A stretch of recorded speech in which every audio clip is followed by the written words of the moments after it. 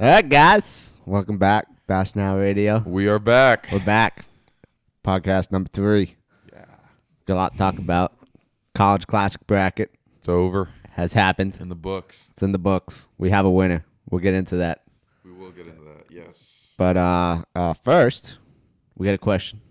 Yeah. What's so our question? If you don't remember from last week, we kind of set the, structure of our podcast. We're going to start off with our little question from the audience. And this week's question is from our good buddy in the club, Robert Faber. Hey, shout out to Robert. At ROBBY Wasabi, WASABI 12 on Instagram.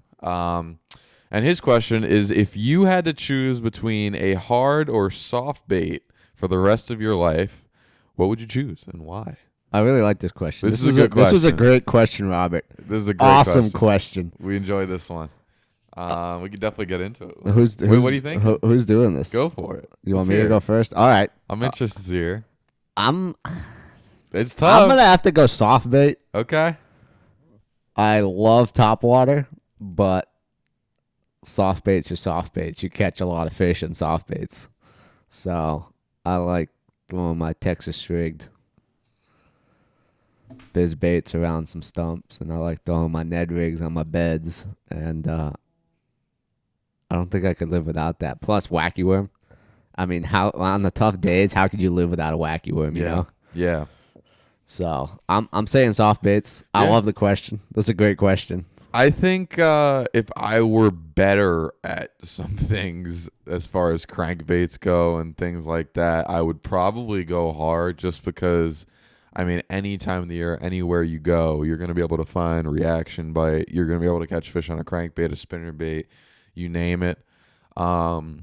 If this question was if you had to choose one bait and why, I'd go with a combo of both. I'd say a jig. A jig. A jig. I mean, if we're going soft or hard, I can't go jig because I gotta have a trailer on my jig. Yeah. But I would go jig all day long. Yeah, I definitely feel like it all comes down to I think I'm gonna have experience. to go soft too. I feel like hard bait could take the lead if I Oh, was more experienced no with hard doubt. baits, but No doubt. You look at the guys down in Texas, Tennessee. These guys are everywhere they go, they're going crankbaits. I mean, you see Keith Combs going up to the St. Lawrence and freaking cranking smallmouth. Like, well, I would never even think to start doing that. yeah, but I did not pick up a single guys throwing a crankbait. 6XD up there, and I wouldn't even put down my spinner rod. So Yeah, I did not pick up a hard bait really Yeah. at the St. Lawrence tournament. yeah, I mean, you could go So- from the winter time ripping a blade bait all through the spring with a jerk bait and a crank bait and a spinner bait and you name it, and then summertime with cranking, stuff like that. I mean, hard baits can work year round, but I got to go soft. I mean, wintertime Ned rig, For the moment. springtime finesse. It could change. It could change. Yeah. Texas rigs, wacky rig. You could go top water. You go like a soft buzzing frog. That's a soft bait. So I think soft baits for me. Yeah, at This is least my I answer. could still get my topwater bait with a buzzing frog. Yeah. Thank God. Exactly. Thank God, I You could can not kinda- live without my You can topwater cover all your bites. bases. I mean, swim baits. I mean, you can really cover a lot of stuff with just a soft bait. So I think that would be my answer to that question. Although it is a great question. I think you get a wide variety of answers based on who you ask. No, I think I know the answer to this, but if you had to pick one soft bait. If I had to pick one soft bait, oh, I mean, I feel like your answer's gonna be Ned rig. honestly, it probably would be, Uh-huh. but I I want to go swim bait. swim bait, really? Yeah. Now that shocks me. It's so versatile. It's true. That's true. You can win a tournament anywhere, any time of the year on a swim bait. I mean, no, but yeah. I mean, you look at these guys that come from California, and there's so many different kinds of swim baits. Now, if you told me to choose one swim bait, I'd say no. I'm just gonna go Ned rig. But if you said I could just choose a No, you category, could, of choose a soft bait, category all or right, soft it's plastics. gonna be swim bait. All right. Yeah. I think it's very wide. You could fish a swim bait like you would a Ned rig. I'm gonna go crawls. Okay.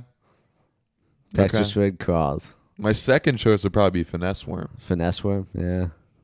I go from I was 4-inch finesse really worm on the up to fence like a between worms.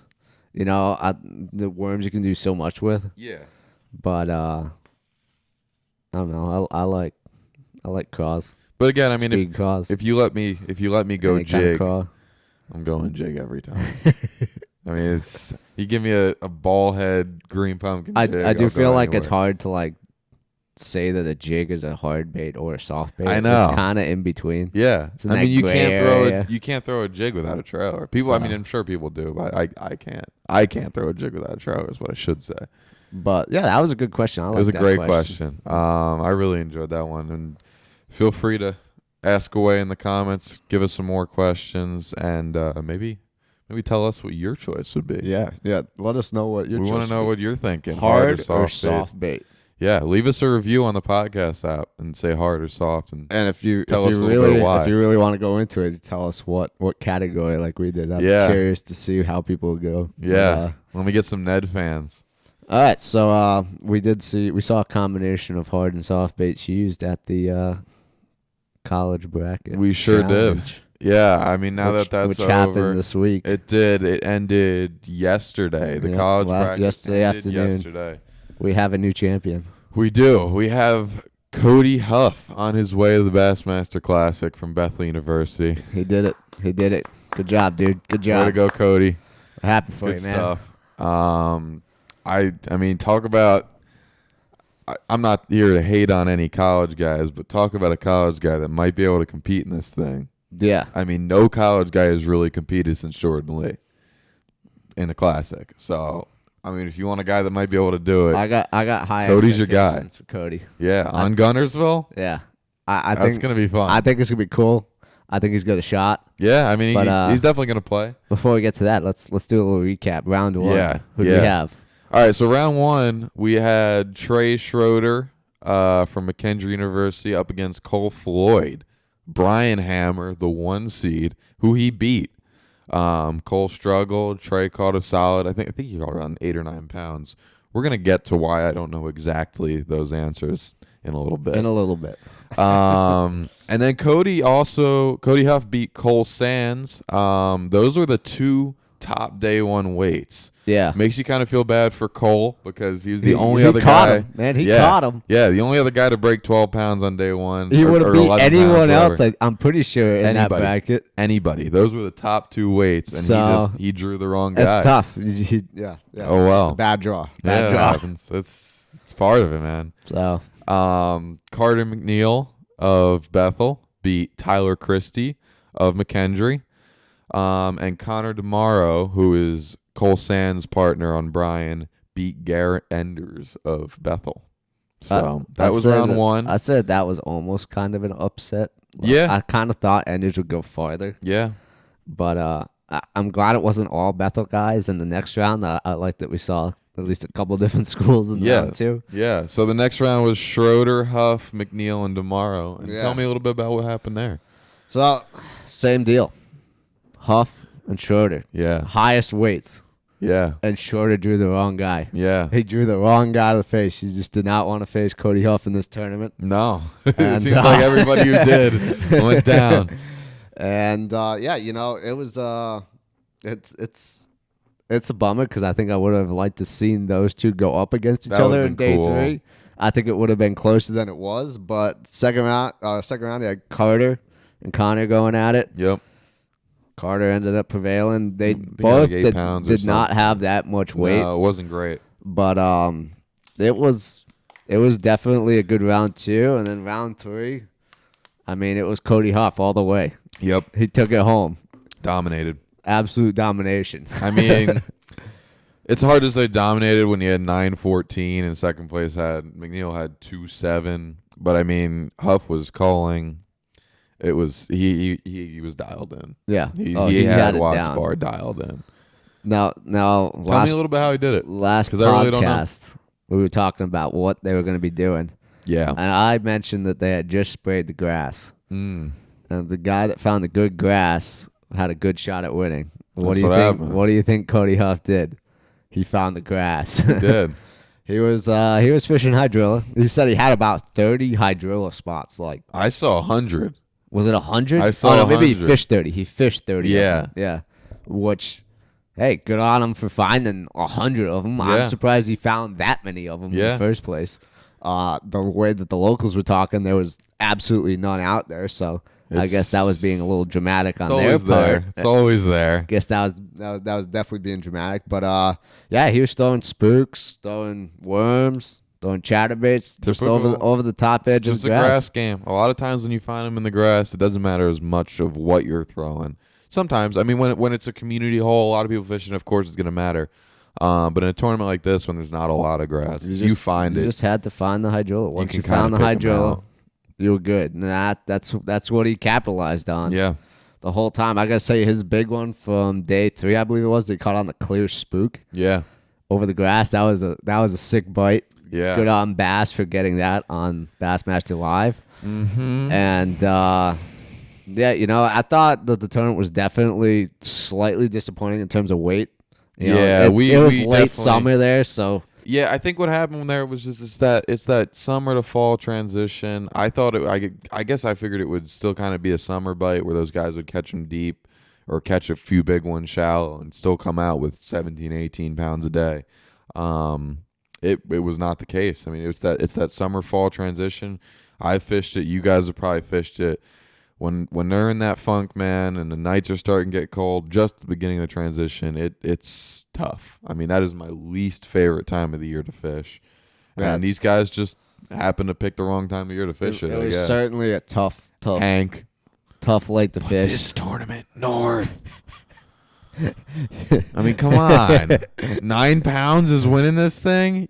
You put this on some random pond in New York, and I guarantee you someone's catching 15 and 30 fish a day. I Guaranteed. mean, you could say that it was definitely the way to find the best angler, though.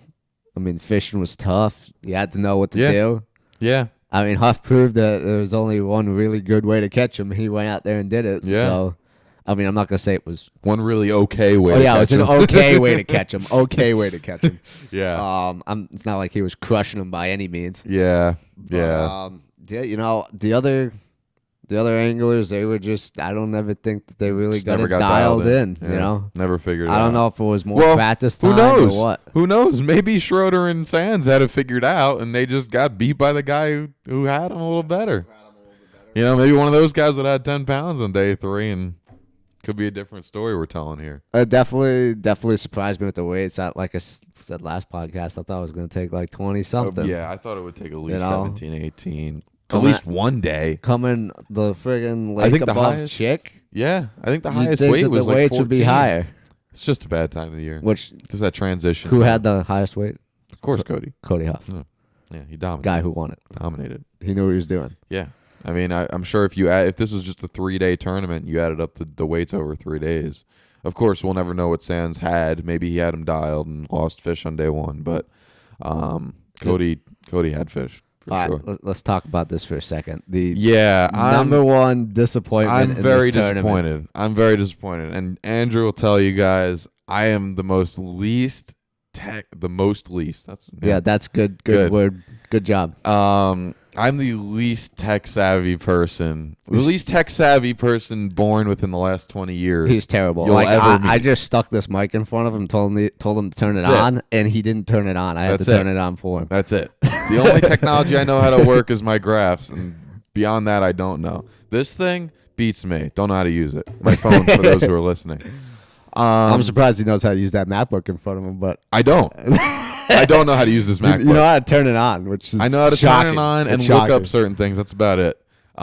That's my technology knowledge. But But anyways, I think I don't know am- if Bassmaster struggles with the same thing you have I or what. am big time disappointed. I think Bassmaster, and don't get me wrong, I love Bassmaster. I think This is guy, no hate. this guy is nothing but Bassmaster. So this is no hate at any other tournament trail. I think they run the best tournament on the planet. They're clean. They run a good, fair. It's just a well executed tournament every time. yeah, and they run a most great of the tournament. college anglers would agree that the Bassmaster does it the best. They do it the right way. But man, I think they really dropped the ball this year with the college bracket. I mean, this is a big tournament. We're talking about a classic berth on the line. I mean, there's a lot going It's on literally here. going to change Cody Huff's life. Yeah, it is. It's going to change his life. And I don't know if it was because they just had Cayuga. I don't know if it's because of something that I'm unbeknownst of and have no idea of what's going on. They're just not prepared for it. Maybe something happened. Who knows? But, I mean, man, they dropped the ball in this tournament. There was so little coverage. If you go on the website right now, you can't find the results. You can't. I mean, you can find a screenshot of Bass Track from day 3, and that's it. You can't find the weights from any other day. You can hardly find video. There was no live coverage except for a 4-hour window on day 3. I mean, you They had could do better. 8 guys to cover. It was 8 guys. 8. You couldn't get 8 cameras on the boats, or 4, cover half of them.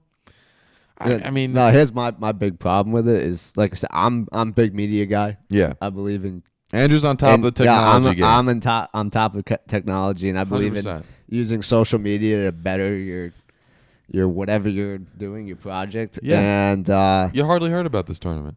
I thought that in terms, if we looked at national championship versus FLW and Bassmaster, FLW absolutely destroyed Bassmaster in media coverage. Yeah. Yeah. Like to the point where I'm almost like, well, you know, FLW, at least you'll get somewhat noticed. You know, you're Right. on live for. They had live for what, 2 of the 3 days, I believe. Yeah. And 2 of the 3 days, FLW had live boats. I think 5. Yeah, 5 or 6 of them. Yeah. And here we are, this big, huge Bassmaster event, 8 guys. I mean, even if you don't do day 1, I mean, look, you day got 2 it's Yeah. 4 guys. Yeah. You got to You have can't look, find 4 camera guys. And yeah, how about this? The Bass Track was never updated. It was Never. hardly up there. I checked Bass Track Nothing on day the 2 blog. at like noon, and I was like, oh man, I can't remember. I think it was Huff was in there for 0. Yeah. And like, man, he's blowing it. Like, how does he have 0? And then you look at the update time, and the update time was like 8 o'clock in the morning. Yeah. I mean, I don't know if it's because of bad service or what. This is a big tournament. You got to have this planned out a little better, Bass. I'm sorry. I mean, this is a disappointing media showing. This is a big tournament. There's a lot going on. I'm definitely a little bummed out with what I saw here. I mean, at least that they covered the last 2 guys. Yeah, 2 guys for 4 hours. For 4 hours. I mean, come on. I mean, they got some good That's stuff out of those lame. 4 hours, but that's what I'm saying. You had That's good stuff lame. out of those 4 hours, so why not? Why? Why only those 2 guys? Why only 4 hours? I know. Hey, And just even- 4 hours both days. Yeah, Would've even the been good. blog. The Yeah, the blog had blog nothing. Was I thought that Nothing. the You're gonna tell me you have 8 guys sitting on 8 anglers' boats watching them fish, and they can't write an article about anything interesting that went on in the day? and I thought that like I mean, come on, So guys. we did every time we do one of these podcasts, which I know we're only 3 in, but we do a little research beforehand. And I went on Bass this morning and did some research. And the like midday recaps they have, you watched Oh a my couple God, of they're those. They're so like lame. 30 seconds long. They're so lame. I'm like, they're come so on, come on, guys. And one of them was shot on a phone. Yeah, I think it was Connor's like day 2 midday. It was not it was good. shot on an iPhone. it was not good. I was not a fan. But you know, it's something they can do better. You know, Yeah. they can certainly improve on that. Again, I love Bass. I am a huge fan. I love the way they run the tournaments. I love Hank. Hank puts on a great show. Puts on a great tournament. But I mean, you gotta do a little better with this one. You gotta. The media coverage has to be better. The location has to be better for this and the national championship. I'm not just saying that as a northern kid who wants to fish up where I know. You can't. I mean, fish care, weights, fish being caught, human care because it's 95 freaking degrees.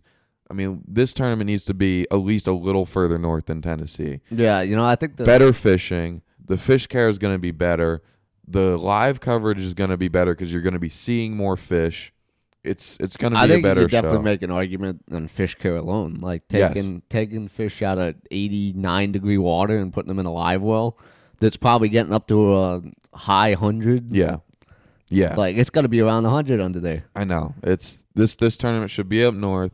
It should be somewhere where they know they're going to get good service for good live coverage, and they got to organize a better way to get the coverage. Maybe put this tournament in the fall. You want to put it down south? Fine. Put it in the fall. Put it in the fall. What's going on in the fall that's so big? There's nothing. They have nothing going Bass on in doesn't the fall. do much in the fall, and it opens up. There's no college. There's no elites. There's maybe 2 opens tournaments.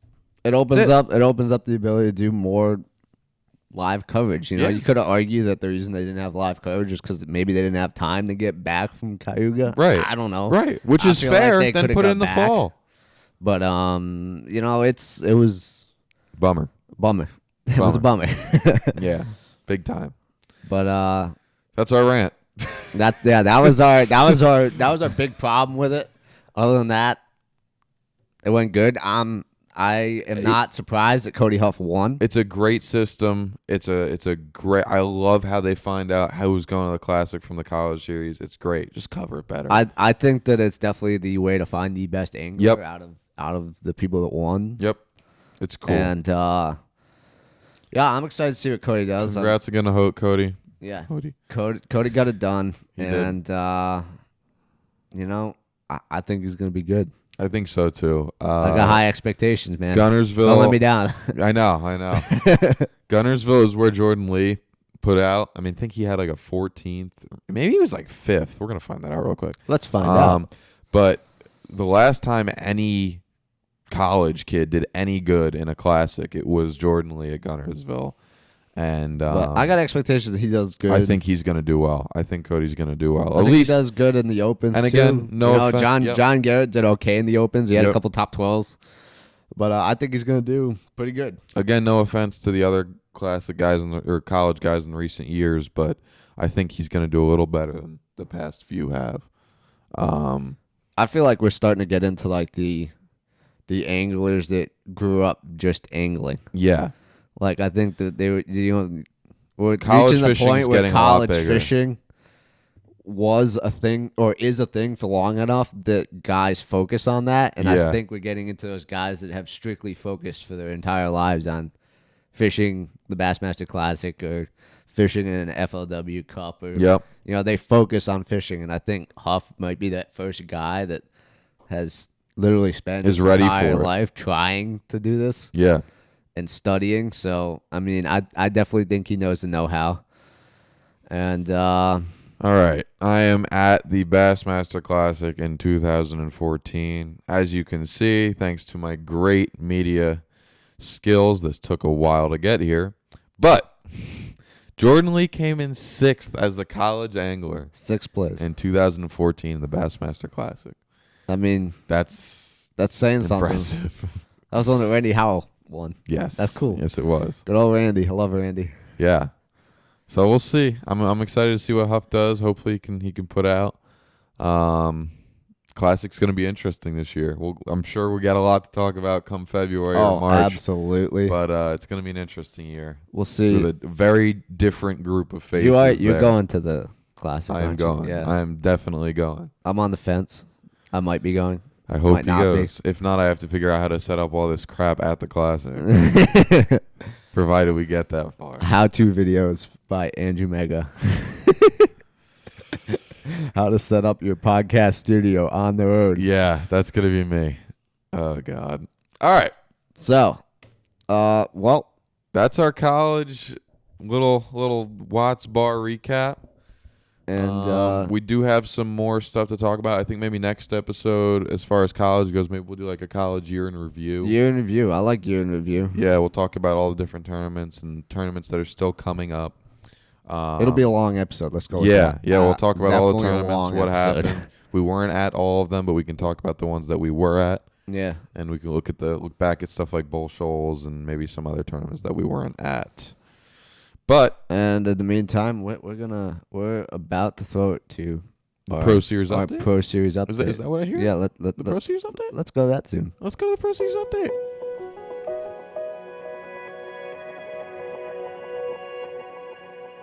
All right, Pro Series update. Pro Series update.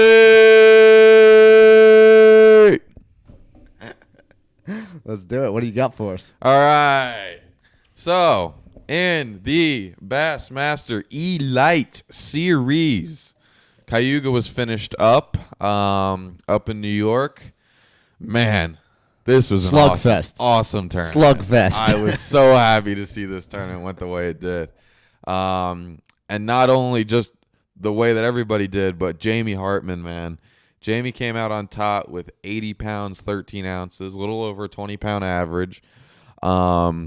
He won by, I think, like 11 ounces over Jeff Gustafson. It was a very close tournament. But Gustafson and Zaldain were the only two anglers within 4 pounds. Gustafson had a little over 80 pounds, and Chris Zaldain had 79 even. Which, speaking of that, did you happen to hear that Zaldain had his rods stolen? Yes. I think can't on believe day it. 2. He did so good. You would never have known that the dude had almost all of his rods stolen. We're talking about a $1,000 mega bass setup, so we're not talking about St. Croix. Yeah, it was right out of his rod pocket. Iowa. There was a couple guys that it happened to. Yeah. And his good roommates. on him for making it work, you know? Hell yeah. That was awesome. I mean, it sucks for him, but I mean, those are $1,000 combos, man. That's a bummer. But he still caught him. Hartman won on grass clumps. He fished mostly a vibrating jig and a drop shot on day 4. You'll see at the end of the day, he talked about running down to go fish some docks and look for a big fish. And he turned around, ran back up north, fished them grass clumps with a crankbait and caught a good, probably pushing 3.5, 4 pound fish. And that was really cool. If you watch him idle in on day 4, he did not think he had this tournament. He totally blew it on day 1. Ended up winning it. That was, I mean, so cool. You see the emotion he had on stage. That was awesome. It was definitely a good win. For those who don't know, Hartman last year was out with back problems. He missed the entire year on medical leave. So to come back this year, he won Gunnersville. He was in 10th place on day 3, came back and won it on day 4. And this tournament, I want to say he was in like 3rd or 4th place, won it. Just awesome. I think he was one of the only anglers, if not the only angler, who improved his weight every day. He went like 16, 19, 20, 22. I mean, that's awesome.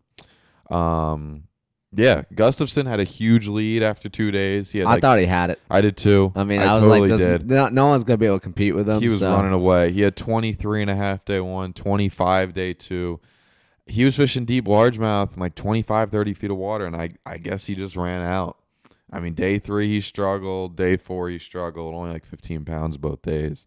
And bummer. Would have liked to see Gustafson when he's a good guy. But this definitely was Hartman's tournament. It's worth noting Chris Zaldain was on a winning smallmouth pattern. I'm not just saying that. Go watch the tape. Zaldain was catching and losing big smallies, like big 4 or 5 pound smallies. I think he only ended up catching 2 or 3 of them. He got on it really late, like 1 in the afternoon on day 4. I think he had 19 pounds and finished less than 2 pounds out. And I don't know if he had little fish or what, but I mean, he had the bites to have more than 19 pounds. We'll put it that way. He definitely could have took it and didn't. I think he knows that, and I don't think he's too bummed. Like, I don't know if you saw Gunnersville, but in the last like 15 minutes on Gunnersville, there's a clip of him throwing a big spoon and just losing fish after fish. He was smoking some good ones too. Oh man, like it was like rod bent over and it would pop off. He'd be like, "Dang!" I don't think he was as heartbroken. Got there like 2 more casts, another big one on. Yeah, because he knows lost it again. There's nothing you could do when those big 5 pound smallmouth jump out of the water. There's nothing you can do. You know you're gonna lose fish. Absolutely nothing. I don't know if any of you guys have seen that was a bummer. My day 1 St. Lawrence video. It's on this YouTube channel. Yes. And Sunrise Bassin. It's on the Sunrise Bassin YouTube channel, and we lost a good one. Yeah. And then there was another one that we didn't show in the clip that another big smallmouth, must have been a 4 or 5 pound smallmouth in the current, came up through the Ned rig. It's inexperienced. He went one way, Ned rig went the other way. No, it's just a big smallmouth. Like, it's like magic. Yeah. They somehow get unhooked, but they do it almost every time. I told him before we went up there, I said, these fish are different. These northern New York fish are something else. And if you're not accounting for lost fish, be ready. Yeah. Because it's going to happen. There's nothing you could do about them big smallmouth. You're going to lose fish. You have to be able to keep on going, get bigger bites, get more bites. because those smallmouth will throw the hook, no doubt. And they did. They're a different animal. They are no largemouth. I can't speak for big spots, but they are no comparison to any other fish I've ever fished for. Simply put. It was an experience. Yeah. You got to experience it Yeah, sometime. and you saw it bite Zaldane, but congrats, Jamie Hartman. Awesome win. We're proud of you.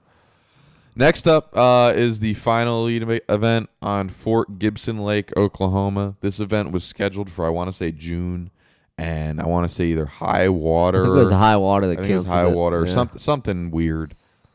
Maybe tornado warnings. I don't know. It was a weird weather. It was event. weather related. I know that. Yeah, and because of what happened last year on the Chesapeake Bay, instead of canceling that tournament, they just moved it to September. They had a weekend ready for that. Props to Bass for that. Yeah. Good job getting that at least like in the back of your mind. Like, oh, if we have to cancel something, at least We got a date. set something aside where Right. we can put it. They so. got a wide open date for this reason, and it's going to happen in September. It's probably going to be terrible. Wow. I mean, hot take. this is not a good lake. This is a terrible time of year. I don't think this is going to be a good tournament, but I'm it's gonna staying be a fun optimistic. tournament. I love tough tournaments. I would love to fish this one. So Tough I'm like excited. Watts Bar. Yeah. This one's gonna be pressing on you to see what you can pull up. So I'm very interested to see what happens there. Moving on to FLW. The Potomac River Costa was won wire to wire by Marvin Reese. He had 38 pounds, 15 ounces for 3 days. You heard my Potomac River Another tough tournament. bummed out speech. I'm bummed out. He was running up to Washington, D.C. and fishing the hardcover with a jig and a shaky head. He only had 4 fish on day 3. Thought he lost the tournament. And Troy Morrow almost came back and did it. Almost. He started the day out 7 pounds and finished less than a pound and a half out. Getting the limits important. And Yeah. So he almost had it. Reese almost blew it. Almost but, came back. I mean, what's that? 38 pounds divided by 3 is like 13 pounds a day. That's maybe less. I don't know. I'm not good at math either, 12 and a guys. half, something like that. Tough He's good at tournament. fishing and fishing only. Tough tournament. Potomac River bummed me out. I hope you come back soon, babe. I love you. They have 2 more Costas coming up one more in the Northeastern Division in September on the old St. Lawrence. St. Lawrence, right? Yes, sir. Wish I was. That up will be there. good just because the St. during Lawrence that. is good. It's going to be tough, actually. That's a tougher time of the year there, too, but it should still be, you're going to see 20, 22 pounds. It should still be St. Lawrence. And they have another one out west on the California Delta. Ooh. So that'll be interesting to pay Ooh. attention to. We'll see some big bags, I'm I sure. think they're gonna go all Trojan. Oh, yeah. Maybe some big old Some dead glide grass. baits. That's gonna be a fun tournament to watch. Yeah, that's gonna be gonna. cool. I think those weights can be high. You're gonna see. You know what's gonna be cool about that is you're gonna see some Western guys, some that like you never hear some- about.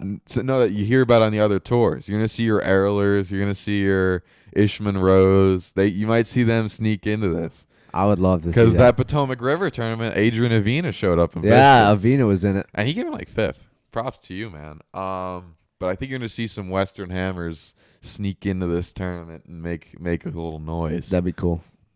Last, but- Maybe good old Fred on Bennis. yeah, I could see Fred I and would love Bennis to in see that thing. Fred Definitely. fishing in Definitely. FLW. All them event. Western guys might pull up. He used to fish FLW, I think.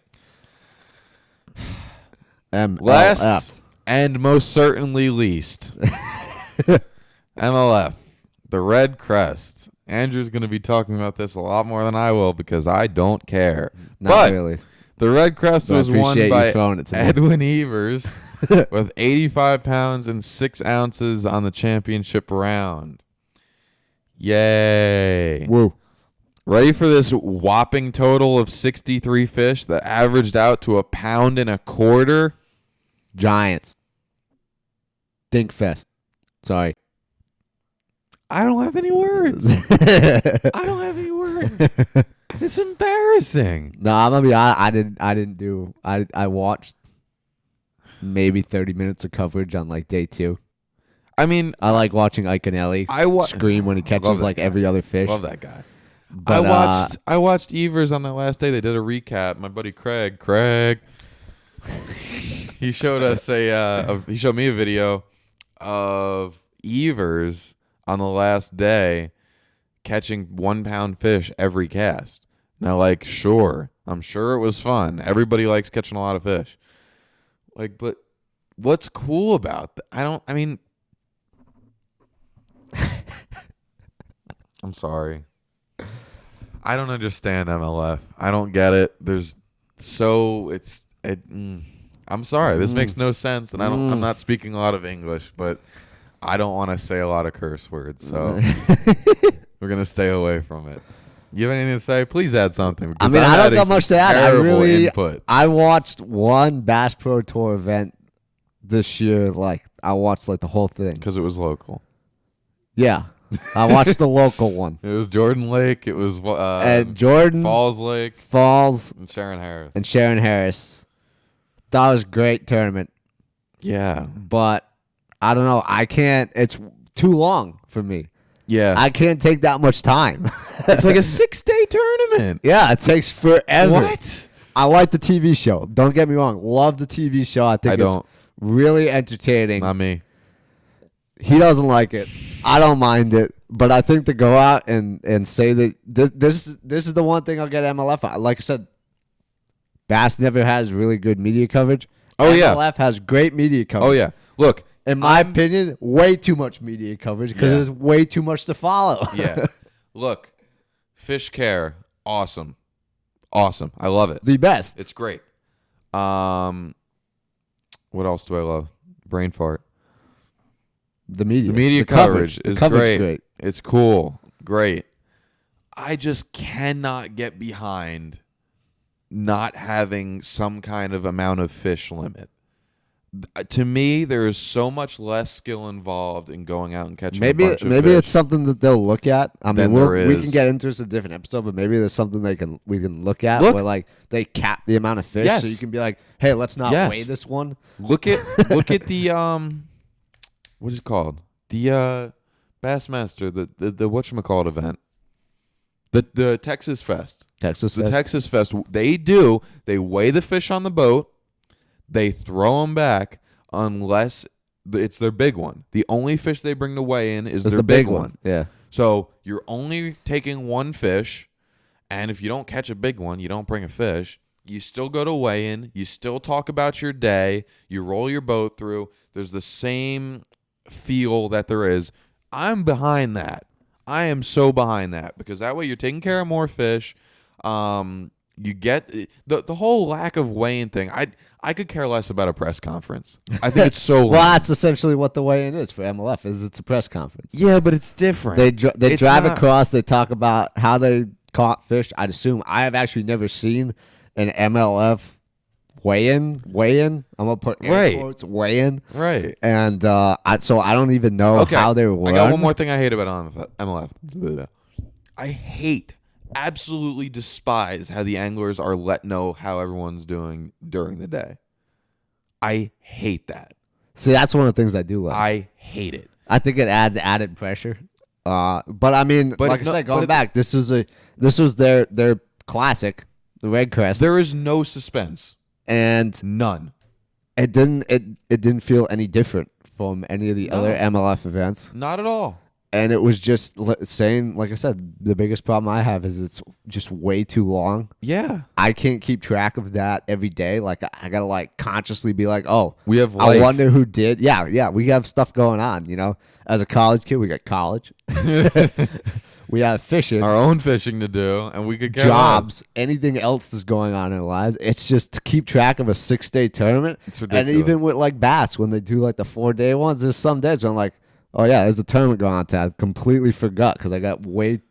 But you can still But you kinda can still tune catch in. up. Yeah, Right. You still know what's going on. When you do MLF, it's like, oh, I don't even know who made it in the next round. I watched the next round. It's like, well, what the happened? round structure makes no sense. I can't stand the lack of suspense. I can't stand the fact that the guys are let know of how everyone else is doing.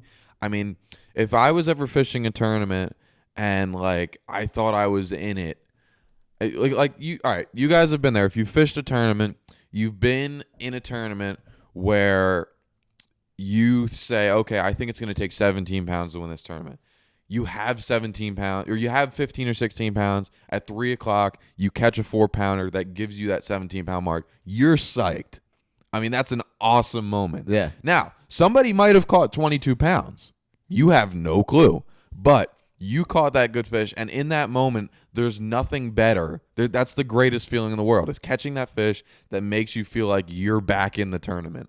If you feel like you're out of it all day, you catch a big one at the end of the day, you feel like you're back in it. That feeling is gone in MLF. It's gone. But anyways, I think that in a we're future, gonna have our buddy Marshall on. I think my buddy Marshall's gonna come on. He's a huge supporter of MLF. Yeah, and at some point in the next coming weeks, we're gonna do a little. I'm debate far about away it. on the MLF. I'm kind of in the He's in the middle. middle. Marshall is. He Marshall's doesn't watch bass on the other anymore. side.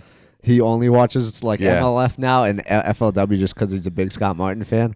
And yeah, This is gonna be a we're good. gonna battle it out. It's going to be a very interesting episode. There's going to be no updates. There's going to be no nothing. It's going to be X amount of minutes of straight Arguing. battle.